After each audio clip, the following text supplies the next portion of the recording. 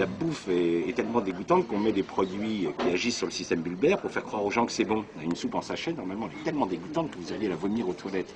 Et comme on a mis du glutamate, qui est un appétant qui agit sur le système bulbaire, puis tiens, elle est bonne la soupe machin, puis vous en rachetez. Et les bêtes, c'est comme ça qu'on a fait manger de la viande aux vaches, c'est en leur mettant des molécules chimiques. Bah oui, Sinon, une vache, vous lui mettez de la viande, elle recule tout de suite, c'est un herbivore.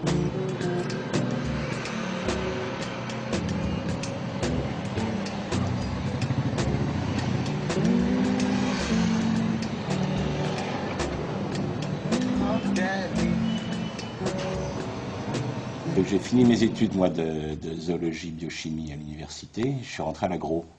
Et là, à l'agro, j'ai été horrifié, quoi. Là, on nous apprenait à mettre de la viande dans la nourriture des vaches, à rendre les vaches carnassières. On entassait les porcs se mangent la queue, on coupe la queue des porcs.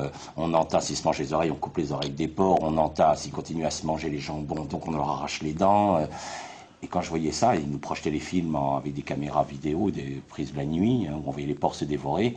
Je dis, les hommes sont devenus fous, quoi. Ils donnent de la viande aux vaches, ils laissent les porcs se dévorer, enfin ils les entassent à des niveaux invraisemblables. Les femelles, on est obligé de les entraver, sinon elles dévorent leurs petits, parce qu'elles sont à des niveaux de densité qui est insupportable. Les poulets, on est obligé de leur couper le bec supérieur, sinon ils se déchirent la peau. Il y a même eu des ingénieurs qui ont créé des races de poulets sans plumes, parce qu'ils avaient calculé qu'il y avait des pertes d'azote avec les plumes, que ça consommait de l'azote et de la potasse, donc ils ont fait des variétés de poulets sans plumes, puis ils se sont rendus compte que les poulets sans plumes, ils avaient froid, il fallait chauffer les bâtiments, et que ça coûtait plus cher que l'azote, donc finalement ils ont remis les plumes sur les poulets.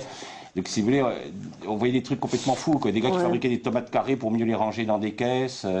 Ils ont essayé de faire des œufs carrés, ils n'y sont pas arrivés parce que l'œuf est très embêtant, parce que l'œuf est dans une enveloppe qu'on appelle hyperboloïde de compensation qui prend beaucoup de place. Et on aimerait bien que les poules pondent des œufs carrés, ce serait quand même plus pratique à ranger, mais là ils n'y sont pas arrivés. Mais je voyais dans cette agronomie le délire, quoi. C'était des hommes fous. Et donc en sortant, tout de suite, avant la fin des études, je me suis dit non mais là ils ne savaient plus. Et donc il se trouvait qu'il y avait une formation encore à l'époque en microbiologie des sols. Je dis il faut repartir là-bas parce qu'il faut repartir au sol.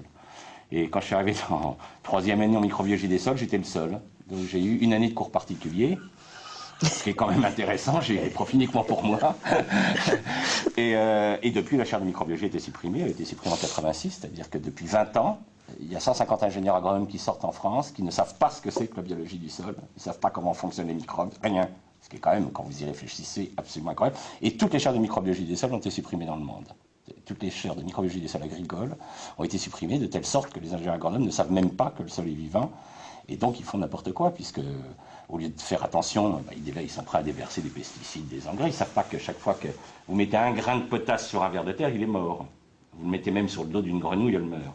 Et ça, ils ne le savent pas, puisqu'ils ne s'intéressent pas à l'aspect vivant.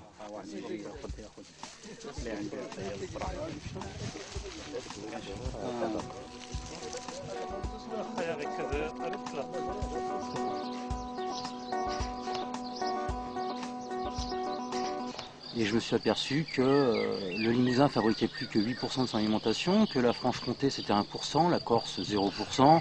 La souveraineté alimentaire en France, elle est complètement inexistante et qu'en cas de graves catastrophes climatiques, sanitaires, énergétiques, on est incapable d'approvisionner la France. Et puis il y a des solutions. Il y a des solutions, la restauration de périmètres de souveraineté alimentaire, en agrobiologie bien sûr, avoir plusieurs métiers, être paysan, informaticien, électricien, mais de toute façon il y aura cette dimension agricole en chacun de nous et c'est ça qu'il va falloir restaurer. Il y a eu cette déconnexion justement entre l'intellectuel et puis le manuel et le paysan de demain sera à la fois intellectuel et à la fois manuel. L'homme de demain sera tout ça. La relocalisation de l'économie, elle est absolument fondamentale. Il est fondamental qu'un individu puisse trouver sa nourriture sur son territoire. Il pourrait y avoir une multitude de petites fermes à taille humaine, où l'humain se sent que c'est à sa mesure.